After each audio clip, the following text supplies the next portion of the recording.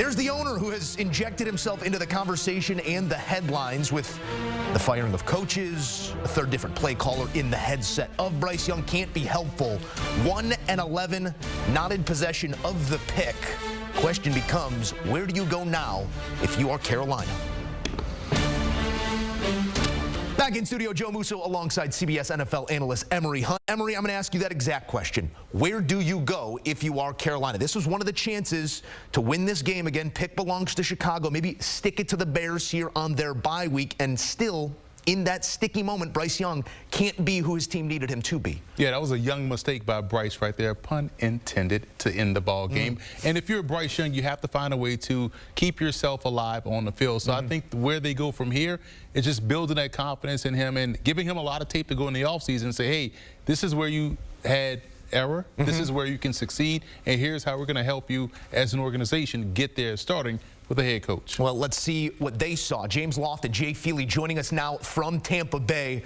Gentlemen, it is a pleasure to spend some time here, and we'll have them actually in just a moment as we get that squared away. Emory, another thought here maybe on this matchup and what Carolina's objective is moving forward. As you look at this team, the weeks are waning. You're still trying to learn something about your quarterback. What can you learn in this position right now? How he handles failure and how he's going to spin it forward and find success. Those are the two things you want to see here as a rookie, and then you build on that. You promised Booth. You're going to get the Booth. Gentlemen, we appreciate you standing by, offering thoughts here on an exciting one. Came down the stretch, and as we were talking about here a little bit, you're trying to learn what you have at the quarterback position. Surely a third different play caller in the helmet of Bryce Young can't help. How did you observe, Jay, let's go with you first here. Bryce Young in this given moment, game on the line, fourth down, and even throughout that series, the way he comported himself. Well, I think he was a little late on that throw, and he had Adam Thielen early if he got rid of the ball, and he could have completed. Now, I would have run the ball on either third or fourth down. They've been running it well. Hubbard had 100 yards on the game, and you don't run it on third or fourth and one, you know, but he had an opportunity, and I think that's something that we've seen throughout this season is that they haven't been able to figure out how to utilize him the best. When they have pressure, they've struggled with that. When they don't have a clean pocket all the time, the offensive line has struggled as well, and he hasn't been at his best when they needed him to be. James, it's an interesting situation right now, sort of football purgatory for these Carolina Panthers who don't possess their own pick, sitting at 1-11 now. The objective, it might not be clear, but what did you see out of this team in the moments we don't get to see? I mean, who they are between the whistles, not on field, but the way they're sort of going about their business on the sideline. A lot of static, a lot of noise around them right now. Right. How do you think they handled the whole conversation this week? Well, I would drive up the road to Jacksonville and talk to people there, because Trevor Lawrence went through this his rookie year with Urban Meyer getting fired during his first season and then getting a home run with Doug Peterson. So because Bryce Young is going to have a new coaching staff or a lot of new coaches next year. So who is that coach going to be, and can he be as successful as Doug Peterson was? And remember, Doug Peterson was kind of just out of football for a while. He's just kind of chilling out. He had won the Super Bowl, gotten fired after winning a Super Bowl. And so who's out there that could really take Bryce Young in 1 year or 2 years, because those rookie contracts evaporate so fast? You know, at the beginning of the season, everybody starts with a checklist. Whatever might be on it, whatever might not be, depending the expectation.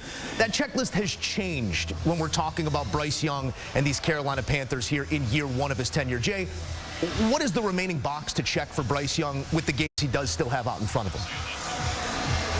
I think it's growth. I think it's understanding the game, being a pro, handling it the right way, learning from every opportunity and every week. You know, when you watch him, you can see the anticipation. You can see the accuracy. What you're not seeing is the ability to handle pressure, and the team lacks playmakers. So it's tough for him. We showed it a lot today. There was times where he did have time in the pocket, and there was nowhere to go with the ball.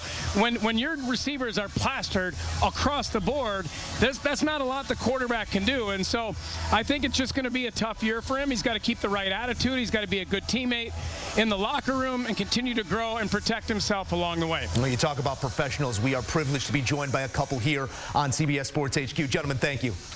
Where? Our guys offering their thoughts from the booth. It is always appreciated. Back in studio alongside Emory Hunt, Joe Musso. Emory, maybe a thought here on the Buccaneers as well. The objective may be not clear.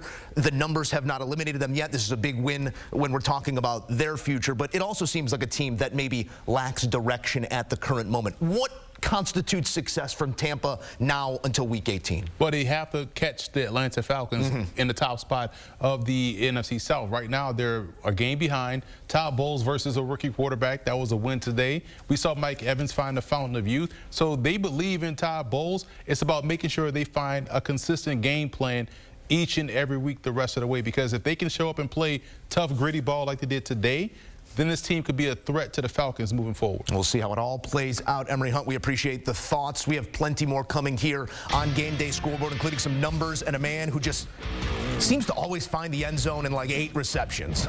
Most career seasons with 1,000+ receiving yards. Mike Evans has been doing this, and we know what the floor is. It's got a comma in it, and again, Evans north of the 1,000-yard mark. Plenty more coming. What do they say? Keep your friends close and your enemies, well, sometimes you got to see them in December. Might see them in January as well. Chippiness between the Birds and the Niners. We'll take you through it all next on CBS Sports HQ.